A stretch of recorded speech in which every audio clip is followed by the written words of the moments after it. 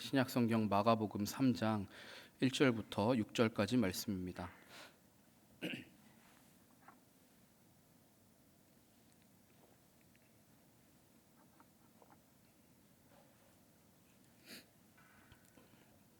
신약성경 57페이지 마가복음 3장 1절부터 6절까지 말씀을 저와 여러분이 한 절씩 교독하여서 읽겠습니다. 예수께서 다시 회당에 들어가시니 한쪽 손 마른 사람이 거기 있는지라.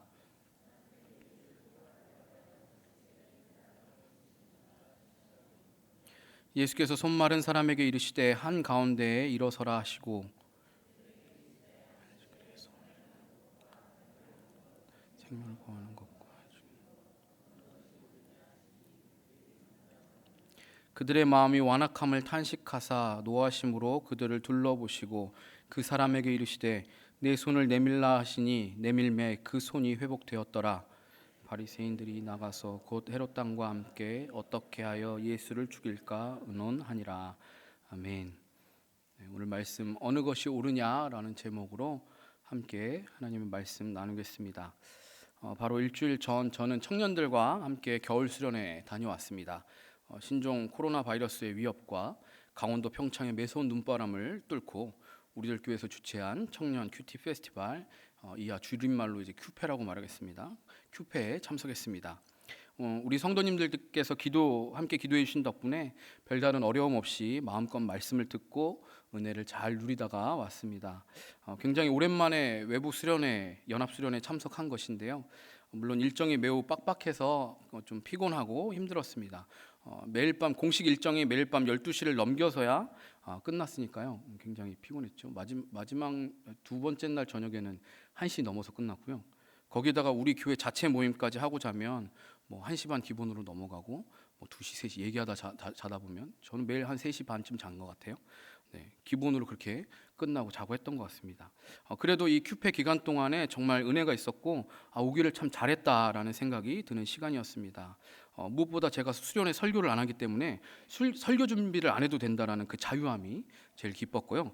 청년 우리 임원들도 수련회 준비를 위해서 이것저것 사실 준비하면서 신경 쓰고 분주해서 참 힘든데 보통 수련회 준비를 하면 그럴 일이 없었다라는 점이 참 좋았던 것 같습니다. 좋은 숙소 또 장소에서 주는 밥도 먹고 간식도 먹고 하면서 마련해 놓은 프로그램에 잘 참석만 하면 됐으니까요. 굉장히 뭐 물론 일정이 빡빡해서 피곤한 것도 있었지만 굉장히 편한 그런 시간이었죠.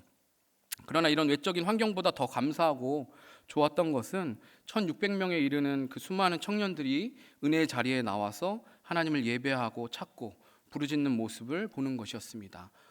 저는 이제 항상 맨 뒷자리에 앉았거든요. 원래 저희 모범생들은 항상 앞자리였는데 저는 모범생이 아니라 항상 맨 끝자리나 끝에서 두 번째 자리 거기에 앉아서 교만하게 쳐다보면서 예배를 드리고 있었죠. 근데 그 앞에서 그 1600명에 이르는 그 청년들이 그렇게 기뻐하며 찬양하고 하나님을 찾고 하는 그 모습을 보는데 참 가슴이 벅차고 이렇게 이런 믿음의 청년들이 참 많구나 하는 것이 참 감사한 시간이었습니다. 물론 뭐 1600명 모두가 다 그렇게 막 간절했던 것은 아니죠. 그러나 대부분의 청년들이 젊은이들이 하나님을 향한 갈급함이 있어서 그 자리 가운데 나왔습니다. 점점 젊은 세대들이 교회를 떠나고 있고 온갖 사회적 환경적 어려움 속에 고통하며 신음하는 우리 젊은이들이 자신의 인생 문제를 하나님 앞에 들고 나와서 부르짖고 몸부림치는 그 모습을 보면서 한편으로 참 마음이 아프기도 하고 이렇게 굉장히 힘든 시간을 보내는구나 마음이 아프기도 하면서 그래도 소망이 있고 그래도 이 청년들이 하나님 앞에 나와서 하나님께 인생을 맡기고 붙들고 나아가고 있다라는 그런 것을 보면서 참 감사하기도 한 그런 생각을 하는 시간이었습니다. 우리 교회 청년들도 예상했던 것보다 많은 인원이 함께 가서 참 감사하고 기뻤습니다. 다 성도님들께서 같이 기도해 주신 덕분인데요. 계속해서 우리 청년들을 위해서 좀 기도해 주시면 감사하겠습니다. 그러나 이런 은혜로운 큐페 현장에서도 매 순간 은혜가 넘쳤던 것은 아닙니다. 순간순간 마음이 불편하거나 시험에 드는 순간도 있었습니다. 불평이 입 밖으로 나올 뻔했던 때도 있었습니다. 제 얘기예요. 청년들이 그랬다는 게 아니라 제가 그랬습니다.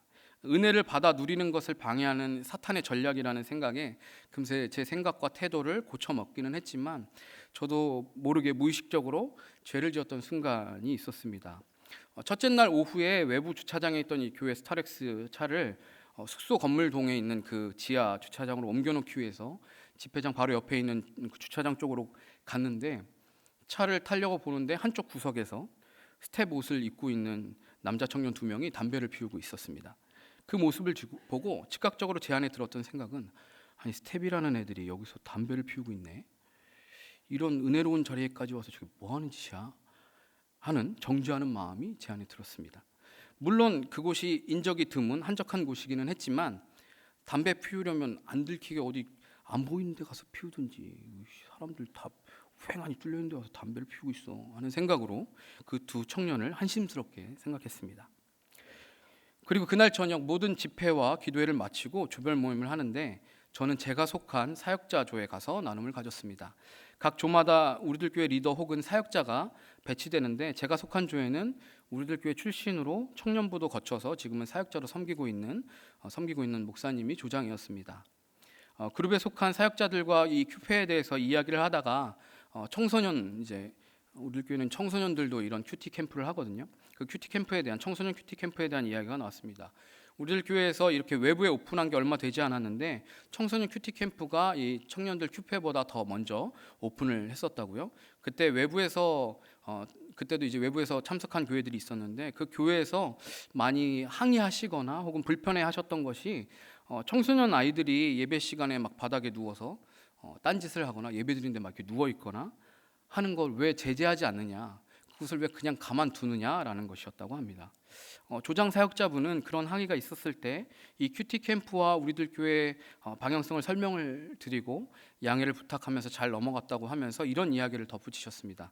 다른 교회들도 그렇겠지만 특별히 우리들 교회에는 상처와 아픔, 문제가 있는 아이들이 많다고요.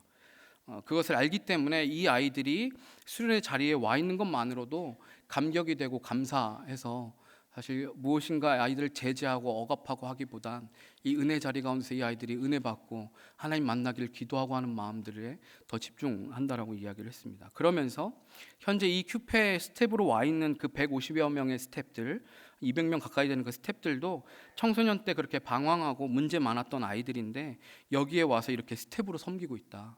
그것을 보면, 이 아이들이 그랬던 아이들이 스텝으로 섬기고 있는 것을 보면 참 감회가 새롭다고, 참 너무 감사하다고 그런 이야기를 나눠주셨습니다. 그 이야기를 듣고 제가 주차장에서 봤던 담배 피우던 2 청년이 생각났습니다.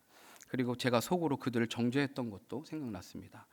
집회 시간에 화장실에 가기 위해서 집회장 밖을 나와서 로비를 지나가다 보면 로비 소파에 앉아서 핸드폰을 하거나 딴짓을 하고 있는 많은 청년들 혹은 스태프들이 있었습니다. 그리고 그들을 볼 때마다 그때도 속으로 판단했던 것이 생각났습니다.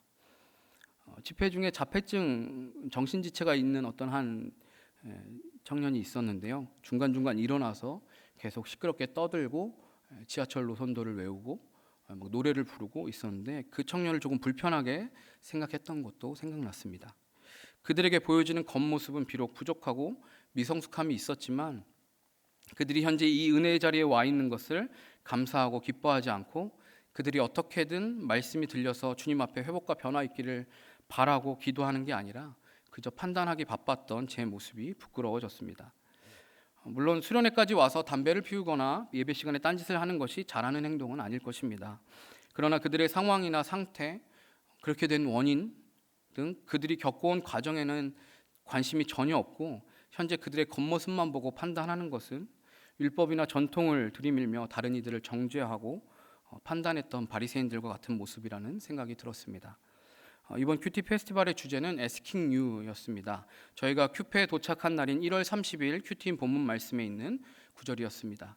예수님께서 호수 건너편으로 건너자고 제자들에게 말씀하셔서 제자들과 예수님은 배를 타고 호수 저편으로 건너가고 있었습니다. 그때 제자들은 광풍을 만나서 굉장히 위태한 상황에 빠지게 되죠. 예수님은 배에서 잠들어 계셨고, 제자들은 어찌할 바를 몰라 예수님을 찾아가 예수님께 가서 주여 주여 우리가 죽겠나이다 라고 그렇게 말씀을 드립니다. 그때 바람과 물결을 꾸짖어 잔잔하게 하신 후에 예수님께서 제자들에게 하신 말씀이 바로 이 말씀입니다. 너희 믿음이 어디 있느냐? 예수님은 이렇게 물어보십니다. 이 말씀이 평행구절인 마가복음 4장에는 제자들을 책망하시는 듯한 말로 기록되어 있습니다. 어찌하여 이렇게 무서워하느냐? 너희가 어찌 믿음이 없느냐? 이렇게 기록되어 있습니다. 그런데 누가복음 8장 같은 경우에는 너희 믿음이 어디 있느냐라고 물으십니다. 이것은 어찌하여 믿음이 없냐라는 책망의 의미와 함께 내 믿음을 어디에 두고 있느냐라고 물으시는 의미도 포함되는 것이라고 보여집니다. 내 믿음의 근원, 내 믿음의 뿌리를 누구에게 두고 있는지 예수님이 물으시는 것이죠. 제자들은 예수님과 함께 있었지만, 그 배에 예수님이 함께 타고 계셨지만 풍랑을 만났을 때 두려워했습니다. 예수님이 하나님의 아들이시라는 증거를 이미 수차례 경험했지만, 예수님이 하나님의 아들이시라고 보여질 만한 모든 증거들, 수많은 증거들, 병자를 고치시고 그리고 귀신을 내쫓으시고 그런 모든 것들을 수차례 경험했음에도 불구하고 그들은 옆에 계신 예수님을 두고도 두려워했습니다. 의지할 곳이 예수님밖에 없기 때문에, 어디 매달릴 곳이 예수님밖에 없기 때문에 어쩔 수 없이 예수님께 살려달라고 그렇게 예수님께 구한 것이죠. 그런데 예수님은 그런 제자들을 살려주십니다.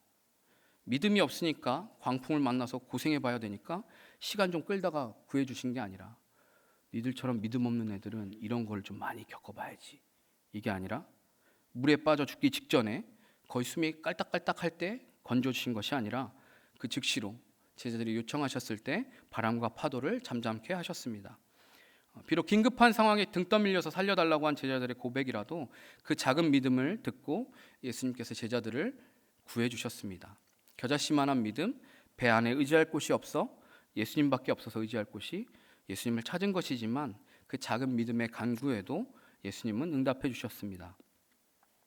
내가 만난 광풍이 말 그대로 미친 바람이라 하나님께 간구할 생각조차 못하는 그런 믿음이 작은 나라도 마지못해 겨우겨우 기어들어가는 목소리로 예수님께 살려달라고 외칠 때 그 작은 믿음의 고백 앞에 주님은 응답해 주신다는 것입니다. 기도의 시간에 인도하던 목사님은, 주님, 우리가 광풍 앞에 이렇게밖에 말할 줄 모르는 믿음이 없는 자들이지만 그런 작은 믿음도 믿음으로 여겨주셔서 구원해 주시니 감사하다고 기도하셨습니다. 이 주제의 메시지를 들으면서 저는 한 주간 믿음이란 무엇일까라는 질문을 던지며 고민을 해봤습니다. 제가 지금까지 믿음 있는 모습이라고 생각했던 많은 부분들을 다시 한번 생각해 보았습니다. 믿음 있는 모습은 광풍을 만났을 때 전혀 두려워하지 않고 담대하게 예수님께 구하는 모습일까? 바로 뒤에 있는 본문에서 등장하는 거라사의 그 귀신 들린 자, 그 광인을 만났을 때 예수님의 이름으로 담대하게 명해서 그렇게 멋지게 내쫓는 것, 그것이 믿음이 있는 것일까? 물론 그것도 믿음이 있는 모습이겠죠. 하지만 그것만 믿음의 모습은 아닐 것입니다. 큐티인으로 큐티하면서 제 스스로 제 안에 있는 교만, 자기의 율법주의적인 잣대가 많이 깨졌다고 생각했음에도 불구하고 저는 여전히 믿음이 있는 자의 모습은 제가 생각하는 종교적인 열심이나 정형화된 겉모습이라고 여기면서 제 한계에 갇혀서 생각하고 있었습니다. 그날 그 자리에서, 그 수련의 자리에서 제가 정죄하고 판단했던 그 청년들을 떠올리면서 제가 그러고 있다는 것을 깨달았습니다. 여전히 겉모습을 보면서 다른 이의 믿음을 판단하고 겉으로 표현하지는 않지만 속으로 분노했던 것이죠. 마치 오늘 본문에서 안식일에 손 마른 자를 고치는 예수님을 향해 분노하며 어떻게 예수를 죽일까 의논하는 바리새인들처럼 말입니다. 예수님께서는 안식일에 회당에서 한쪽 손 마른 사람을 보십니다. 손이 말랐다는 건 손이 마비돼서 쓸 수 없는 그런 상태를 말하는 건데요. 이미 그곳에 있는 바리새인들을 비롯한 종교 지도자들은 예수님의 행동을 불리한 증거로 수집해서 법적인 소송을 제기하려고 예수님의 행동 하나하나를 감시하고 있었습니다. 이미 예배 자리에 와 있는 것 자체가 이 바리새인들은 하나님을 예배하고 말씀을 들어서 겸손히 엎드리려는 태도가 아니라 다른 누군가를 판단하고 꼬투리 잡기 위함이었던 것이죠. 그래서 예수님이 과연 안식일에 저 손 마른 사람을 고치시는가, 안식일을 범하는가라는 것을 주시하고 있었습니다. 이와 병행구절인 누가복음 6장에 보시면 예수님은 그들의 생각을 이미 다 알고 계셨습니다. 그러나 주님은 그들의 그런 의도에 위축되지 않으시고 오히려 보란듯이 손 마른 사람들 한가운데에 일어서라고 말씀하십니다. 다분히 사람 모두에게 보여주려고 들으라는 그런 의도적인 어떤 목적으로 사람들 한가운데서 일어서라라고 말씀하십니다. 그리고 속으로 악한 마음을 품고 있는 그 사람들에게 들으라고 예수님 이렇게 질문하십니다. 안식일에 선을 행하는 것과 악을 행하는 것, 생명을 구하는 것과 죽이는 것 어느 것이 옳으냐? 예수님이 이 질문을 하신 것은 예수님이 그 사람들과 똑같이 그들을 한 방 먹이려는 의도로 하신 말씀이 아닙니다. 그들이 꼼짝없이 대답할 수 없게 어떤 질문을 던져서 그들을 당황케 하고 옴싹달싹 못하게 만드는, 그래서 통쾌해 하는 그런 의도와 목적을 가지고 예수님은 지금 이 질문을 던지시는 게 아닙니다. 그들을 판단하고 정지하기 위해서 하시는 말씀도 아닙니다. 악한 의도로 그 자리에서 예수님을 주시하고 있는 바리새인들에게 율법의 참 의미, 그 율법의 핵심을 가르쳐 주시려는 것입니다. 안식일에 선을 행하는 것과 악을 행하는 것 어떤 것이 옳은 것인가? 생명을 구하는 것, 죽이는 것 어떤 것이 옳은 것인가? 이 바리새인들은 예수님을 죽이려고 하고 있었잖아요. 마치 타이르듯이 회개의 기회를 예수님은 그들에게 주셨습니다. 그러나 예수님의 그 질문 앞에 그들은 아무도 대답하지 않고 잠잠하였습니다. 어려운 질문도 아니잖아요. 5살짜리 어린아이도 대답할 수 있게 예수님은 아주 쉽고 명확하게 설명하셨습니다. 안식일에 선을 행하는 것이 옳으냐, 악을 행하는 것이 옳으냐, 생명을 살리는 게 옳으냐, 죽이는 게 옳으냐. 5살짜리 어린애도 대답할 수 있는 거죠. 분명히 어떤 것이 옳은지 바리새인들은 알고 있었습니다. 그러나 그들은 예수님의 말씀에 침묵합니다. 말씀을 거부하는 것이고 예수님을 거절하는 것이고 은혜를 거절하는 것이죠. 5절에서는 그들의 마음이 완악함을 탄식하사 노하심으로 그들을 둘러보시고 그 사람에게 이르시되라고 기록합니다. 예수님께서 이렇게까지 이야기해 주시고 마음을 돌이킬 기회를 주시는데도 그들의 마음이 완악하여서 대답조차 하지 않는 것이죠. 예수님은 이에 탄식하시고 노하심으로 손이 마른 자에게 말씀하십니다. 내 손을 내밀라. 그리고 손을 내미니 그 손이 회복되었습니다. 예수님은 바리새인들이 걸고 넘어지려고 하는 안식일에 일을 하는 것에 대해서 명백히 일이라고 부를 만한 어떠한 일도 하지 않으셨습니다. 생각해 보십시오. 예수님은 그 사람에게 자리에서 일어나라고 말씀만 하셨어요. 손을 내밀라고 말씀만 하셨어요. 예수님은 그 사람을 만지지도 않으셨고 단지 말씀 한마디만 하셨습니다. 말하는 일은 분명 안식일에 금지되어 있지 않죠. 또한 이 손 마른 사람도 단지 손만 내밀었을 뿐 어떠한 금지된 일도 행하지 않았습니다. 안식일에 일을 행했다고 할 만한 그 어떠한 것도 예수님이나 병고침을 받은 이 손 마른 사람도 행하지 않았습니다. 안식일을 범하는 어떤 행동도 하지 않고 예수님은 병을 고치신 것이죠. 또한 엄밀하게 따지면 이것은 안식일에 관한 율법도 아닙니다. 안식일에 병을 고치는 것은 구약 율법을 어기는 것이 아니라 구약 성경 밖에 있는 바리새인적인 전통을 어기는 일입니다. 모세의 율법에서 안식일에 일을 하면 안 된다고 할 때에 그 의도와 핵심은 놓쳐버린 채 율법의 본질인 하나님과 이웃을 사랑하라는 대명제를 놓쳐버린 채 안식일에 병을 고치는 작은 전통을 지키지 않은 것에 집착하면서 그것을 지키지 않으면 그 의도와 목적, 이유는 생각지 않고 그 사람이 어떤 상황과 어떤 처지에서 이런 일을 했는지는 전혀 생각하지 않고 죄인으로 몰아가고 정죄한 것이 바리새인들의 태도였습니다. 예수님은 안식일에 손 마른 자의 병을 고치시면서 당신께서 안식일의 주인이시며 하나님의 아들이시라는 사실을 증명하셨습니다. 바리새인들의 말이 맞다면 예수님이 안식일에 병자를 고칠 수 없어야 정상일 것입니다. 하나님이 주신 말씀을 어긴 게 되는 거니까요. 근데 예수님은 안식일에 그 병자를 고치시잖아요. 그 병자가 고침을 받잖아요. 예수님은 한 영혼을 사랑하셨고 죄인을 구원하기 원하시는 하나님의 사랑으로 일부러 안식일에 병자를 고쳐주셨고 동시에 바리새인들이 주장하는 전통에도 어긋나지 않게 치료하셨습니다. 사랑하는 여러분, 저와 여러분이 만약에 당시 그 현장에 있던 바리새인들이었다면 과연 어떻게 했겠습니까? 당시에 손이 마른 사람처럼 병이 있는 불구자나 귀신 들린 사람들은 유대인들에게 죄인이라는 인식이 있었습니다. 나와는 전혀 다른 존재, 무슨 죄가 저렇게 많길래 저런 저주를 받았나 하라는 그런 의식입니다. 자신의 죄가 아니면 그 부모에게 그 무슨 큰 죄가 있기에 이런 일을 당했는가 하고 여겼습니다. 자신의 죄 아니면 부모의 죄가 있기 때문에 저런 끔찍한 일을 당하는 거야. 저런 어려움을 당하는 거야. 저런 안 좋은 상태가 된 거야. 저런 믿음 없는 모습이 있는 거야.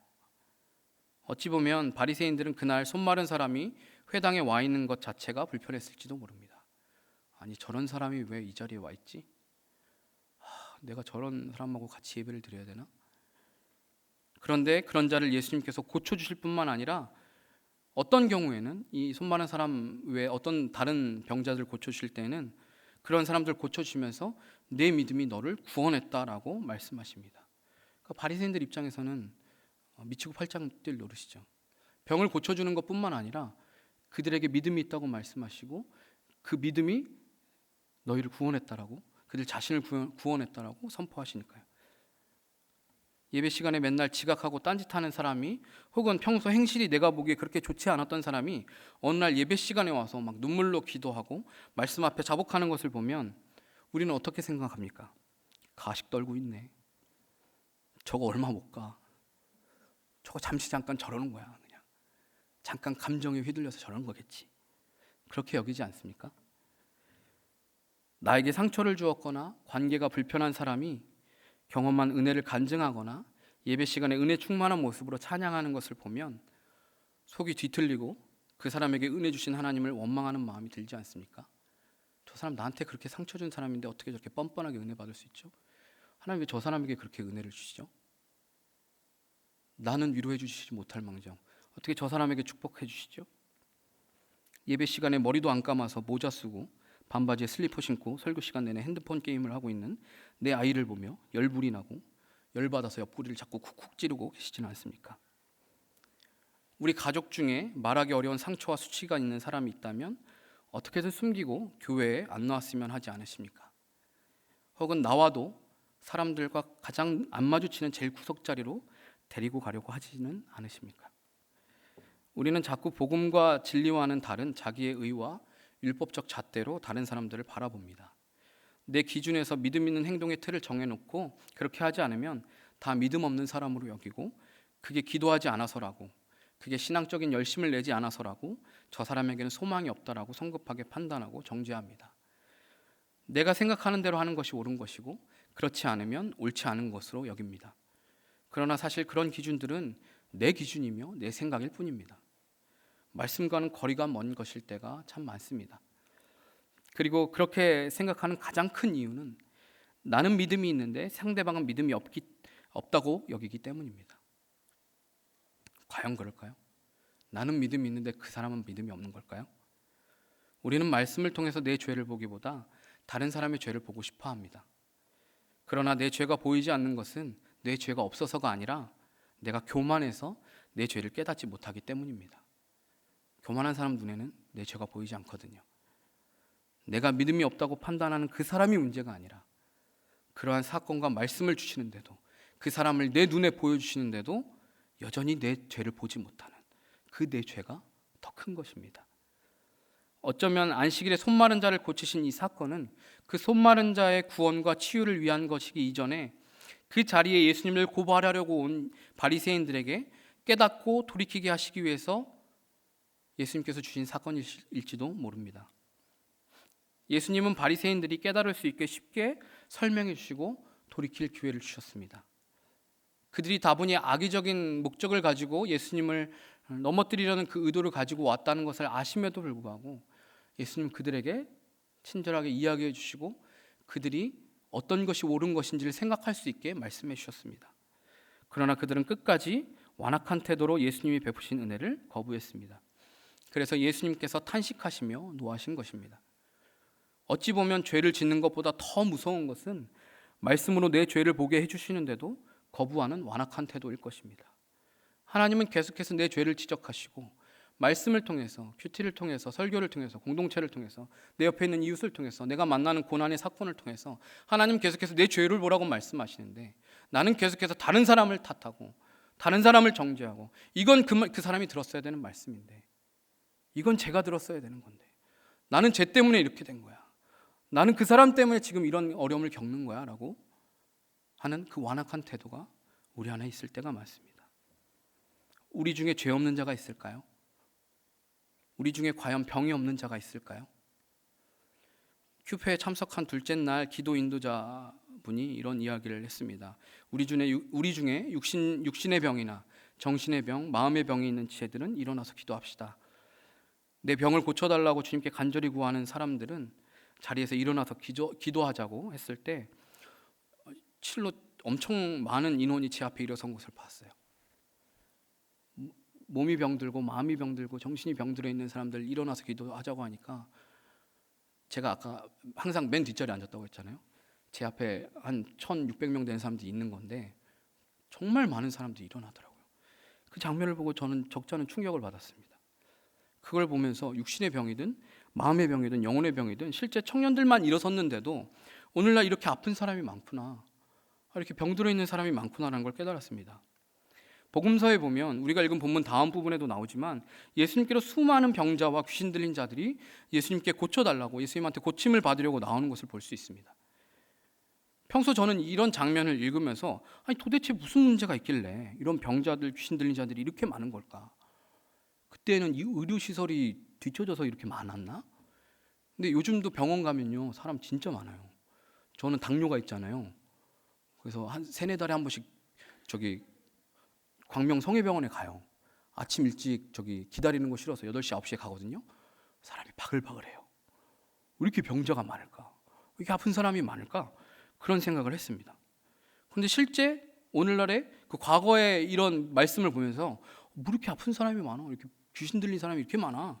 근데 실제 오늘날에도 수많은 사람들이 육신과 정신적, 영적 질병에 고통받고 있는 거를 제 눈앞에서 본 거예요.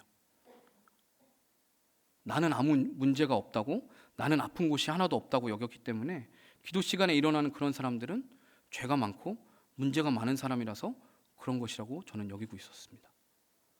뭐가 문제가 있구만, 뭐가 죄가 많구만, 저 집안에 뭔가 죄가 많구만, 나는 아무 일 없다고, 나는 뭔가 멀쩡한 것 같다고 그렇게 여기고 있었던 거죠. 그러나 사실 저는 제가 어디가 아픈 줄도 몰랐던 더 어리석은 사람이었습니다. 물론 모든 사람이 영적인 병에 걸렸거나 문제가 있지는 않습니다. 건강한 사람도 있죠. 아프지 않은 사람도 있어요. 그러나 누구라도 감기에 걸릴 수 있듯이 누구라도 병들 수 있기 때문에 평소에 말씀을 듣고 내 죄를 볼 줄 모르고 회개하지 않는다면 실제 내가 병에 들렸을 때 의사이신 주님께 찾아가지 않는 가장 위험한 태도를 지니게 되는 것입니다. 평소 우리가 죄의 문제를 가지고 예수님께 나아가는 훈련을 하지 않으면 정작 진짜 병이 들었을 때는 그거를 깨닫지 못하는 거예요. 저처럼 완악한 태도로 나는 멀쩡한데, 코피를 흘리고 있는데 나는 건강한데, 야 너한테 코피가 나, 무슨 소리야, 난 건강해, 난 멀쩡해, 이러고 있는 거죠. 주님은 안식일에 손 많은 자를 고치는 것과 같은 사건과 그런 자리에 나를 두시면서 공동체와 사람들을 통해서 나에게 말씀하십니다. 어느 것이 옳으냐고 물으시면서 비록 감정은 동의가 안 되고 여전히 불편하여도 내 잘못을 인정하고 진리를 고백하기를 원하시고 기회를 주십니다. 예수님께서 질문하셨던 그때에 바리새인들이 괴로워도 분노가 일어도 어느 것이 옳으냐라는 예수님의 질문에 선을 행하는 것이 옳습니다, 생명을 구하는 것이 옳습니다라고 대답했다면 예수님께서 탄식하면서 노하심으로 그들을 둘러보시진 않으셨을 것입니다. 사랑하는 여러분, 어느 것이 옳으냐고 물으시는 주님의 물음에 대답하며 나의 죄를 인정하고 회개할 수 있는 저와 여러분 되기를 간절히 원합니다. 여러분 보시기에 오늘날 청소년과 청년들의 모습이 한심스럽고 믿음이 없어 보인다고 해서 그것이 믿음이 없는 것이 아닙니다. 저도 청년 사역을 하며 청년들과 대화를 해보기 전까지는 교회에 있는 청년들의 모습과 태도가 믿음이 부족하기 때문이라고 치부했습니다. 그러나 실제로 청년들이 오늘날 이 사회에서 얼마나 믿음을 지키기가 어렵고 얼마나 치열하고 어렵게 살아가고 있는지를 듣고 나서 제 생각이 얼마나 교만했는지를 깨달았습니다. 우리나라가 OECD 국가 중에 청소년 자살률이 1위인 국가라고 합니다. 삶의 목적을 알지 못하고 불행하다고 느끼고 있는 것이 우리의 자녀 세대들입니다. 그런 청소년들이 자라서 휴폐해 온 거예요. 그 자살률 1위인 아이들이 그 예배의 자리에, 수련의 자리에 온 거예요. 그래서 그런 친구들이 몸과 마음이 병든 사람 일어나라고 했을 때 일어나서 기도한 거예요. 그건 너무나 당연한 거죠. 어떻게 생각해 보면 세상에서 제일 불행한 애들이 우리 대한민국 청소년 애들인데 걔네들이 2-3살 먹고 지나서 이제 청년이 돼서 그 자리에 온 거예요. 그러니까 병드는 사람 일어나니까 다 일어나는 거예요. 어떻게 보면 당연한 거예요, 그거는. 그 친구들이 과연 믿음이 없는 애들일까요? 그 청년들이 정말 믿음이 없는 친구들일까요? 아닙니다. 그 자리에 와 있는 것은 하나님의 인도하심이 있었던 거고, 그 자리에서 일어선 것은 비록 작지만 믿음의 고백인 거예요. 그 친구들은 작은 몸짓이지만 그 자리에서 믿음을 고백하는 거예요. 예수님, 날 고쳐달라고. 내 옆에 있는 다른 사람들의 내 마음을 불편하게 하는 모습을 보면서, 믿음 없어 보이는 말과 행동을 보면서 어떻게 생각하고 반응하십니까? 그것을 통해 주님이 나에게 무엇을 말씀하고 계시는지 발견하십니까? 나도 똑같은 죄인이라고 인정이 되십니까? 내 관심과 마음이 그 영혼을 사랑하고 긍휼히 여기시는 아버지의 마음이 있습니까? 큐티인에는 매일 본문마다 간증이 하나씩 붙어 있습니다. 정말 다양하고 놀라운 죄의 고백들이 담겨 있습니다. 이런 죄도 지을 수 있구나. 정말 신기하고 신박한 죄들이 많이 고백되어져 있습니다. 그걸 보면서 어떤 사람들은 이런 생각을 합니다. 이 간증문의 주인공은 누구지? 누구지? 궁금하네. 어떻게 저런 죄를 지을 수 있을까? 이 사람 도대체 어떤 사람이야? 어떻게 뻔뻔하게 이런 죄를 지을까? 이런 생각을 하십니까? 아니면 나도 이 사람과 별반 다르지 않은데, 나도 행동으로 옮기지만 않았지 얼마든지 똑같은 죄를 지을 수밖에 없는 그런 사람인데, 그런 생각을 하십니까? 주님은 우리를 정죄하거나 판단하지 않으십니다. 현장에서 가늠하다 잡혀온 그 여인에게 예수님은 나도 너를 정죄하지 않는다라고 말씀하셨습니다. 그러나 우리가 지은 죄를 깨닫고 회개하고 돌이키길 바라십니다. 가늠한 여인에게 나도 너를 정죄하지 않는다라고 말씀하셨지만 가서 다시는 같은 죄를 범하지 말라고도 말씀하셨습니다. 주님은 우리가 죄를 깨닫고 회개하기를 돌이키기를 바라고 기다리십니다.